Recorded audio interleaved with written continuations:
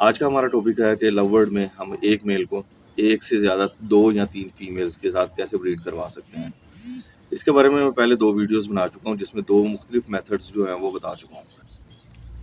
पहले दोनों मेथड्स में हमें फोस्टर पेयर्स की लाज़मी ज़रूरत पड़ती थी, ठीक है? लेकिन इस मेथड में जो है हम फोस्टर पेयर्स को यूज़ नहीं करेंगे और अगर हम लोग एडल्ट्स यूज़ करना चाह रहे हैं, ब्रीड करवाना चाह रहे हैं तो उसके लिए हमें तब भी जो है या तो डीएनए बर्ड्स चाहिए होंगे, ठीक है, जिसमें हमें 1 मेल और 3 फीमेल्स कंफर्म चाहिए। एंडो पे बैठी हुई है तो आप मेल जो है ना उठा के दूसरी फीमेल के केज में जो है ना वो डाल देंगे। लेकिन जब आप मेल को उठाएंगे तो आपने एक चीज़ का ज़रूर ध्यान रखना है कि अस्सलाम वालेकुम दोस्तों, मैं हूं सुलेमान जावेद और आप देख रहे हैं एजी एवरी ऑफिशियल यूट्यूब चैनल। उम्मीद करता हूं आप और आपके परिंदे खैर वाफियत से होंगे। आज का हमारा टॉपिक है कि लव वर्ड में हम एक मेल को एक से ज़्यादा 2 या 3 फीमेल्स के साथ कैसे ब्रीड करवा सकते हैं। इसके बारे में मैं पहले 2 वीडियोस बना चुका हूँ जिसमें 2 मुख्तलिफ मेथड्स जो हैं वो बता चुका हूँ। अब ये हमारा जो है थर्ड जो है ये पार्ट है इस सीरीज़ का। तो इसमें मैं जो है वो एक डिफरेंट मेथड बताऊंगा कि हम एक मेल को कैसे 2 या 3 फीमेल्स के साथ ब्रीड करवा सकते हैं। पहले दोनों मेथड्स में हमें फोस्टर पेयर्स की लाज़मी ज़रूरत पड़ती थी, ठीक है? लेकिन इस मेथड में जो है हम फोस्टर पेयर्स को यूज़ नहीं करेंगे, हमारे जो एक्चुअल पेयर्स हैं उन्हीं को यूज़ करते हुए जो है ना हम ब्रीड लेंगे। इसमें स्टार्ट जो है हम लोग उसी तरह ही करेंगे जैसे हमने पहले जो है चिक्स से स्टार्ट किया और क्या कहते हैं हम लोग एडल्ट से भी जो है स्टार्ट कर सकते हैं, जो आपको सूट करे। उसमें मतलब अगर चिक्स लेते हैं तो शुरू में ही हम उनके डीएनए करवा के उसमें 1 मेल और 3 फीमेल्स को जो है ना एक ही जगह पे एक ही केज में रखेंगे। और अगर हम लोग एडल्ट्स को यूज़ करना चाह रहे हैं, ब्रीड करवाना चाह रहे हैं तो उसके लिए हमें तब भी जो है या तो डीएनए बर्ड्स चाहिए होंगे, ठीक है, जिसमें हमें 1 मेल और 3 फीमेल्स कंफर्म चाहिए, या हमारे पास ऐसे बर्ड हों जो पहले ब्रीड कर चुके हुए हैं और उसमें हमें मेल और फीमेल्स कंफर्म है, तो हम लोग वो बर्ड्स भी जो है वो यूज़ कर सकते हैं।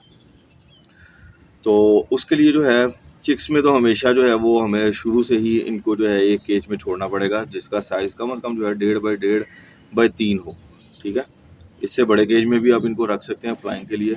एडल्ट्स जो हैं उनको अगर आप ब्रीड करवाना चाह रहे हैं, ठीक है, उनको आप आपस में बाउंड करवाना चाह रहे हैं तो आपको सीज़न स्टार्ट होने से कम 2 महीने पहले जो है उनको आपस में जो है ना एक ही केज में छोड़ना पड़ेगा फ्लाइंग की, जिसको हम अक्सर जो है फ्लाइंग केज कहते हैं। तो उसमें जो है ना ये एक दूसरे से बाउंड हो जाएंगे। जब ये आपस में एक दूसरे से बाउंड हो चुके होंगे तो हम लोग इनको ना एक पेयर को जो है वो हम ब्रीडिंग जो है केज हमारा उसमें रख देंगे और बाकी जो 2 फीमेल्स हैं उनको हम लोग दूसरे 2 केजेस में छोड़ देंगे, लेकिन इनको सेपरेट छोड़ेंगे, इकट्ठा नहीं छोड़ेंगे, क्योंकि इकट्ठा छोड़ने से जो है ना फीमेल्स आपस में बाउंड हो सकती हैं और लव बर्ड में जो है वो फीमेल्स भी जो हैं वो पेयर बना लेती हैं और वो हीट पे आके जो है ना एग्स दे देती हैं और वो अनफर्टाइल होते हैं। इसलिए जो हम बाकी की दोनों फीमेल्स को जो है वो अलग-अलग रखेंगे। अच्छा, हमारा जो पहला पेयर है उसको जब हम ब्रीडिंग केज में छोड़ेंगे तो वो बाउंड तो पहले से हो चुके होंगे, ठीक है? और वो इंशाल्लाह चंद दिनों में जो है ना उनको क्या कहते हैं बॉक्स में जो है वो नेस्टिंग भी कर लेंगे, ठीक है? और नेस्टिंग के दौरान जो है उनका ब्रीडिंग मोड भी जो है ना वो ऑन हो चुका होगा, मतलब उनके जो जेनेटिकली जो है ब्रीडिंग मोड या ब्रीडिंग मूड जो है ना वो बन चुका होगा, ठीक है? तो ये कुछ ही दिनों में जो है वो क्रॉस कर लेंगे और जब वो उनकी क्रॉसिंग स्टार्ट हो जाएगी तो इंशाल्लाह 15 से 20 या 25 दिनों के अंदर अंदर जो है ना ये एग्स आने स्टार्ट हो जाएंगे। तो जब वो क्या कहते हैं एग्स वगैरह ले करेंगे, आपके पास उनके एग्स जो हैं वो कंप्लीट हो जाएंगे, मतलब एक क्लच में ये 4, 5 या 6 एग्स देते हैं, तो अब वो जो है ना एक क्लच कंप्लीट हो जाता है। और लव बर्ड्स में जो है फीमेल एक दिन छोड़ के एक दिन एग देती है, ठीक है?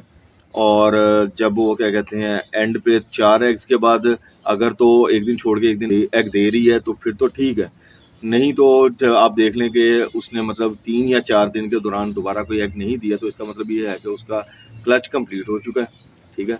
और वो ब्रूडिंग कर रही है कि नहीं, मतलब अंडों पे बैठ रही है, अंडों पे बैठी हुई है, तो आप मेल जो है ना उठा के दूसरी फीमेल के केज में जो है ना वो डाल देंगे। लेकिन जब आप मेल को उठाएंगे तो आपने एक चीज़ का ज़रूर ध्यान रखना है कि फीमेल जो है वो उठ के बाहर तो नहीं आ रही, मतलब मेल को ढूंढ तो नहीं रही और मेल की वजह से ज़्यादा टाइम जो है वो बाहर तो नहीं बैठ रही। इस चीज़ का आपने ख्याल करना है। हाँ, अगर वो फीमेल आती है, थोड़ी देर के लिए बाहर आती है, 10-15 मिनट के लिए खाना पीना करती है और दोबारा जो है वो अपने बॉक्स में चली जाती है, तो फिर आप बेफिक्र होकर जो है ना दूसरे मेल को जो है वो दूसरी फीमेल के साथ छोड़ सकते हैं। और वो बाउंड तो पहले ही होंगे, वो वाला पेयर भी जो है ना वो पहले ही बाउंड हुआ होगा जब आपने उनको ब्रीड उसमें फ्लाइंग केज में छोड़ा हुआ था, ठीक है।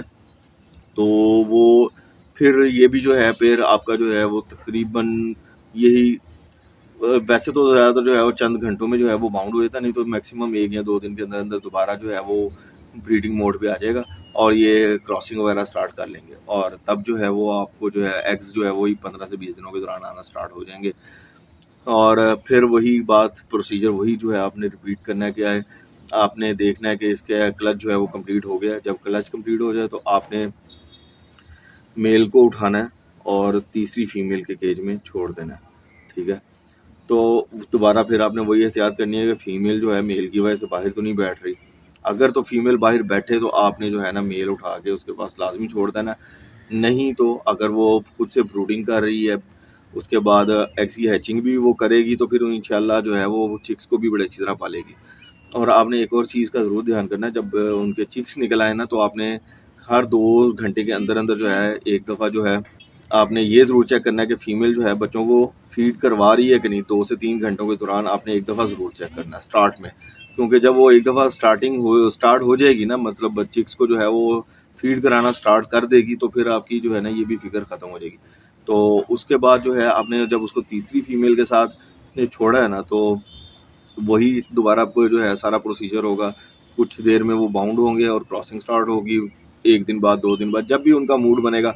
और वो क्या कहते हैं, जब क्रॉसिंग स्टार्ट होगी, एग्स आएंगे, उनका है जो है वो क्लच कंप्लीट होगा, तो तब तक जो है ना पहली फीमेल के बच्चे जो हैं वो तकरीबन जो है सेल्फ होने वाले हो जाएंगे, या हो चुके होंगे या होने वाले होंगे, ठीक है। तो आपने ये देखना है कि जब उसके पहली फीमेल्स के जो है बच्चे सेल्फ हो जाएं तो आपने बच्चे निकाल लेने, उनको अलग केज में छोड़ देना और आपने जो है मेल को जो है ना वो दोबारा उसी पहली वाली फीमेल के साथ छोड़ देना। वो जब दोबारा ब्रीड करें, मतलब क्रॉसिंग स्टार्ट होगी और एग लेइंग स्टार्ट होगी ना, तो तब तक जो है सेकंड वाली फीमेल के जो हैं वो इंशाल्लाह जो है बच्चे वो सेल्फ हो चुके होंगे या होने वाले होंगे। आपने ये प्रोसीजर जो है रिपीट करते रहना है। इस तरह जो है आप इनसे कम से कम एक फीमेल से 2 से 3 क्लच एक सीज़न में ले सकते हैं। लेकिन आपने जो मैंने एहतियातें बताई हैं ना, वो आपने लाज़मी करनी है, क्योंकि ये ना हो कि आप बेहतियाती में उसको बस क्या कहते हैं, एक मेल और मतलब मेल को उठा के एक फीमेल से दूसरी के पास रख दें और वो पहले वाली जो फीमेल है और दूसरी फीमेल है या तीसरी फीमेल है वो एग्स को छोड़ के जो है बाहर बैठना शुरू करते हैं, तो वो आप जो है ना अपनी समझ लें कि तकरीबन 1 से 1.5 महीने की मेहनत जो है ना वो एकदम से ज़ाया कर सकते हैं। तो आपने इस चीज़ से बचने के लिए जो है ना हर दफ़ा लाज़मी एहतियात करनी है। ये जल्दबाजी का काम नहीं है, बड़े सुकून का काम है, लेकिन जब आप इसको जो है सुकून और सब्र तहम्मुल से जो है ना, ये जब आप करेंगे ना इस सारे प्रोसीजर को, तो आपको बहुत ज़्यादा बेनिफिट मिलेगा। आपने इन चीज़ों का लाज़मी ख़्याल रखते हुए जो है ना ये सारा जो है प्रोसीजर कंटिन्यू रखना है, ठीक है। ये इसमें जो है थर्ड मेथड है, इस मतलब हम एक मेल को 3 फीमेल्स के साथ ब्रीड कैसे करवा सकते हैं। उम्मीद है कि मैंने जो है वो काफ़ी मुनासिब जो है वो इन्फॉर्मेशन आप तक पहुँचाई है। आज तक की वीडियो में फ़िलहाल सिर्फ इतना ही। मैं हूँ सुलेमान जावेद। अपना और अपने परिंदों का ख्याल रखिएगा। अल्लाह हाफ़िज़।